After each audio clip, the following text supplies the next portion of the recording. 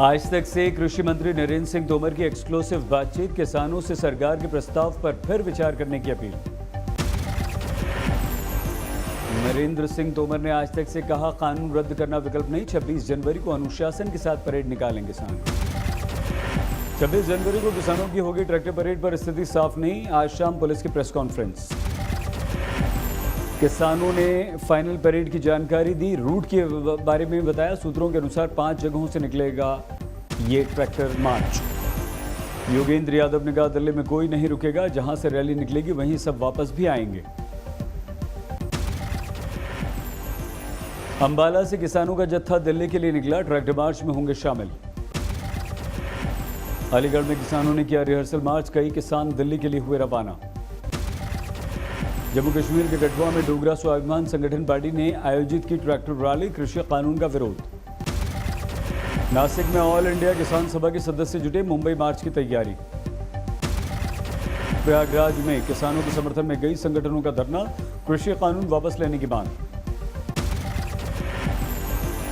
किसान संगठनों के अनुसार आंदोलन में अब तक 151 किसानों की जा चुकी है जान। पश्चिम बंगाल के नादिया में 50 किसानों ने निकाला ट्रैक्टर मार्च, किसान आंदोलन के लिए समर्थन। फतेहाबाद में किसानों की दो टूक, गणतंत्र दिवस पर किसी भी मंत्री नेता को झंडा फहराने के लिए कार्यक्रम में नहीं होने देंगे शामिल, पुलिस समझाने में जुटी। यूपी के अमरोहा से 50 ट्रैक्टर्स का एक और जत्था दिल्ली रवाना, किसानों की परेड में होगा शामिल। रामपुर से किसान यूनियन के जिला अध्यक्ष की अगुवाई में निकले किसान, 10,000 किसानों के दिल्ली जाने का लक्ष्य। किसान आंदोलन का आज 60वां दिन, दिल्ली की सीमाओं पर जमे हैं किसान। मुजफ्फरनगर में किसान ट्रैक्टर रिहर्सल मार्च में हिस्सा लेंगे 500 ट्रैक्टर।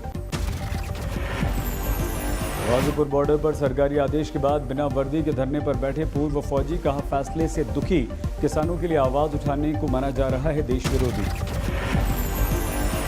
उधम सिंह नगर से निकला किसानों का रैला, बॉर्डर पर पुलिस तैनात। अमृतसर में शादी समारोह में किसान आंदोलन की झलक, दूल्हा दुल्हन के हाथ में किसानों का झंडे, बाराती लगा रहे थे नारे। थाने से पोस्टर बैनर के साथ निकले किसान, मुंबई के आजाद मैदान में प्रदर्शन की तैयारी। सवाई माधोपुर से कलेक्टर दफ्तर के सामने किसानों का 8 दिन से धरना, बैलगाड़ी से निकाली रैली। सिरसा में किसान आंदोलन के रंग में रंग गई बारात, बारात की गाड़ियों पर लगे किसानों के झंडे। सिंघू बॉर्डर पर किसानों के हत्थे चढ़े योगेश ने पुलिस की छापेमारी में मारी पलटी, हथियार सप्लाई करने को बताया मनगढ़ंत कहानी। पुलिस ने अभी तक योगेश पर नहीं दर्ज किए कोई भी एफआईआर, एसपी ने कहा साजिश वाला बयान भी झूठा निकला। असम दौरे पर पहुंचे बीजेपी के अध्यक्ष अमित शाह के चुनावी मिशन का आज दूसरा दिन, नलबाड़ी में रैली को किया संबोधित। कोकराझार में भी गृह मंत्री अमित शाह का कार्यक्रम हुआ, बोडो आदिवासियों के कार्यक्रम में हुए शामिल। रैली में अमित शाह ने कहा, बोडो समझौते के बाद विकास की राह पर चल पड़ा है आसान। आज उत्तर प्रदेश का स्थापना दिवस, लखनऊ में विशेष कार्यक्रम, राज्यपाल आनंदीबेन पटेल हुई शामिल। जेपी नड्डा ने यूपी स्थापना दिवस की दी बधाई, लिखा योगी जी की राज्य सरकार में जन सेवा के संकल्प के साथ विकास के नए मानदंड स्थापित कर रही है। नेताजी की जयंती पर जय श्री राम के नारे को लेकर ममता बनर्जी के गुस्से पर राजनीतिक बवाल जारी, कैलाश विजयवर्गीय ने कहा राजनीतिक एजेंडा। ममता बनर्जी के अपमान को लेकर टीएमसी कार्यकर्ता उतरे सड़कों पर, दुर्गापुर में विरोध प्रदर्शन। आज टीएमसी में शामिल हुई 2 अभिनेत्री, कौशानी मुखर्जी और पिया सेनगुप्ता ने ली सदस्यता, कल की घटना की निंदा की। मध्य प्रदेश के प्रोटेम स्पीकर ने ममता बनर्जी को भेजी रामायण, कहा राम का विरोध ठीक नहीं। कांग्रेस नेता अजय माकन ने कहा जय श्री राम के नारे से किसी को आपत्ति नहीं, ममता बनर्जी की जिस तरह से हुटिंग हुई वो राजनीतिक चाल थी। पूर्वी लद्दाख में चीन के साथ तनाव के बीच आज 9वें राउंड की सैन्य वार्ता, कोर कमांडर स्तर की बातचीत जारी। करीब 2 महीने बाद चीन से फिर बातचीत की शुरुआत, 6 नवंबर को आखिरी बार हुई थी चीन से सैन्य वार्ता। मोल्डो में चीन से कॉर्प्स कमांडर स्तर की वार्ता के दौरान विदेश मंत्रालय का एक प्रतिनिधि भी रहा मौजूद। करीब 9 महीने लद्दाख में चीनी सीमा पर बरकरार है तनाव। हथियारबंद सैनिकों के साथ तोपखाना और बख्तरबंद गाड़ियों की भी सीमा पर है मौजूदगी। 15 जून को गलवान घाटी में चीनी सैनिकों से झड़प के दौरान शहीद हुए थे हमारे 20 भारतीय जवान। चीन ने कायरता दिखाते हुए छिपाया था अपने सैनिकों की मौत का आंकड़ा। चीन के साथ सैन्य वार्ता से पहले वायुसेना अध्यक्ष का बड़ा बयान, कहा अगर चीनी सेना हो सकती है आक्रामक तो हम उससे ज्यादा। डेजर्ट नाइट अभ्यास के बीच एयर चीफ मार्शल की जानकारी, 8 राफेल पहले ही आ चुके हैं भारत, 3 राफेल इस महीने के अंत तक आ जाएंगे। 2023 तक सभी 114 राफेल हमारे देश में होंगे।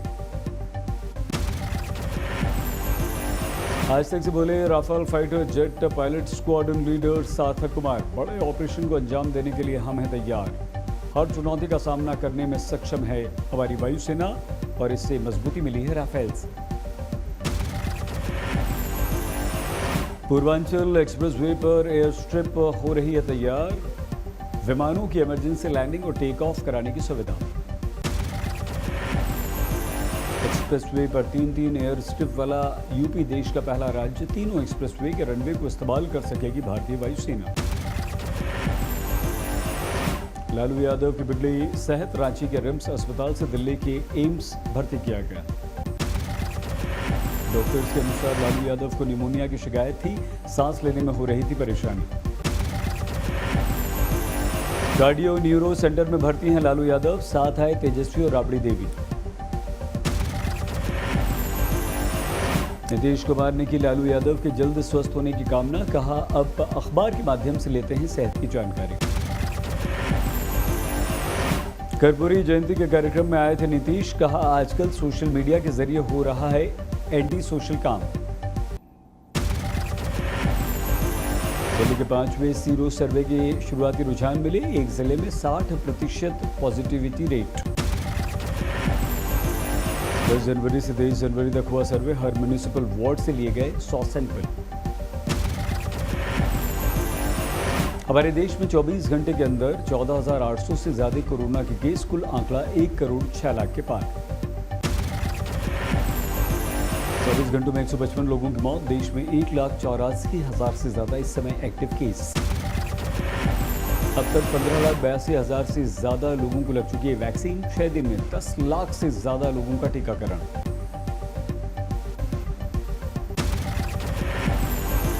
राहुल गांधी के तमिलनाडु दौरे का आज दूसरा दिन, त्रिपुरा में की रैली। राहुल गांधी ने किसानों का उठाया मुद्दा, कहा सरकार नहीं समझ रही है उनकी परेशानी। महंगे तेल और रसोई गैस सिलेंडर पर राहुल गांधी का ट्वीट, जनता महंगाई से त्रस्त, मोदी सरकार टैक्स वसूली में मस्त।